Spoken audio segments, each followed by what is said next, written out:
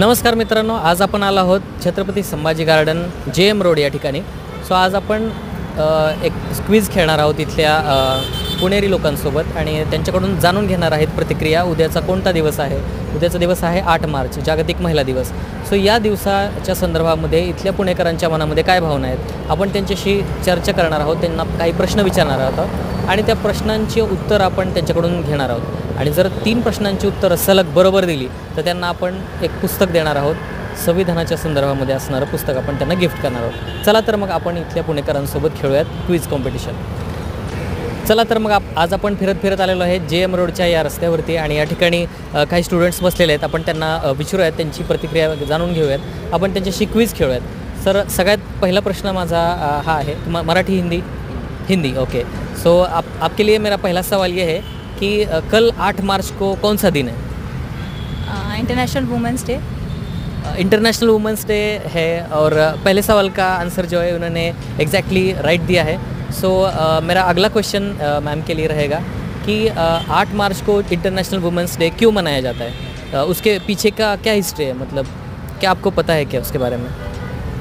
Like it's for empowerment of the women और उनको equal rights. Like जो patriarchal society चली आ रही है उसमें जो वुमेन्स एक तरह से एक जेंडर मतलब बहुत दब चुका है सोसाइटी में, तो उसको बहुत एम्पावर करने के लिए, उनको बस इक्वल राइट्स देने के लिए एज अ मैन और सारे जेंडर्स को ऐसा इक्वल राइट देने के लिए international women day. Like exact history ये क्यों स्टार्ट हुआ वो तो नहीं पता. लाइक ब्रीफ इसका एम यही हो सकता है. 2 सवाल आपने बिल्कुल सही तरह से दिए हैं.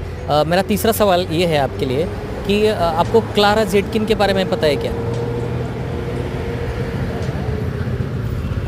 तो मैं आपको बता देना चाहता हूँ. क्लारा जेटकिन एक मैम का नाम है जिन्होंने ऐसा स्ट्राइक किया, वुमेन्स को इक्वल राइट्स मिलने चाहिए.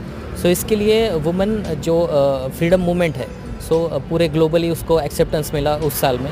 सो उस दिन की याद में हम 8 मार्च को हम ये इंटरनेशनल वुमेंस डे मनाते हैं. क्लारा जेटकिन, आप ये नाम आपको याद रखना चाहिए. और मैं लाइक कहाँ से हो? या शी इज़ फ्रॉम इंग्लैंड. सो आपको मैं अगला क्वेश्चंस आपको बताता हूँ. हमारी जो फ्रीडम मूवमेंट थी, सो फ्रीडम मूवमेंट में बहुत सी महिलाओं ने भारत देश को आज़ाद करने में हेल्प की.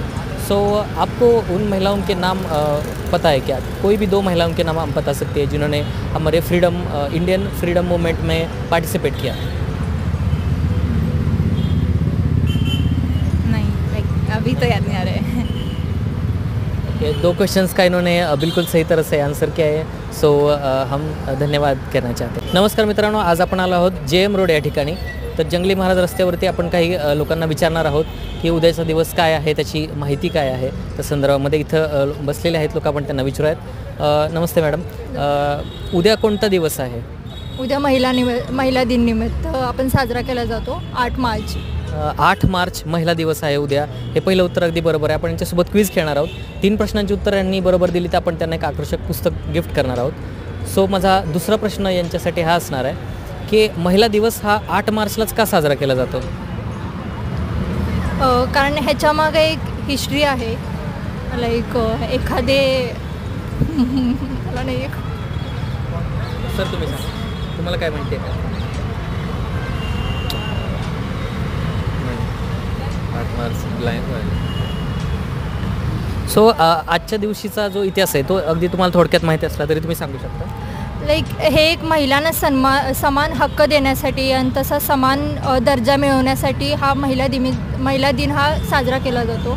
एक महिलांना एक सेफ्टी मिळण्यासाठी. आजकाल आपण बघतो की लाईक ह्या जनरेशनमध्ये महिलांना सेफ्टी नाही. सो ह्या सेफ्टीसाठी असं वाटतं की हा महिला दिनानिमित्त आपल्याला एका पुरुषांकडून किंवा एका महिलांकडून सगळ्यांना ही विशेष इन्फॉर्मेशन सगळ्यांपर्यंत पोहोचली पाहिजे की आजकाल सगळेजण म्हणतात की 7च्या आत मुली घरी असले पाहिजे, पण हेच नियम ही लागू मुलांनाही होतात. पण ह्या जनरेशनमध्ये हे एक गोष्ट सगळ्यांना अशी कळली पाहिजे की 7च्या आत मुलीही घरी राहणं हे एक गोष्ट इम्पॉर्टंट नाही आहे, की मुलींना 7च्या नंतरही सेफ्टी असली पाहिजे, हेही गोष्ट इम्पॉर्टंट आहे तितकी. सो त्यासाठी मला असं वाटतं की 8 मार्चच्या निमित्त आंतरराष्ट्रीय महिला दिनानिमित्त की सगळ्यांना सगळ्यांना असं कळलं पाहिजे की एक महिलांनाही तितकीच सेफ्टी असली पाहिजे जेवढी पुरुषांनाही आहे.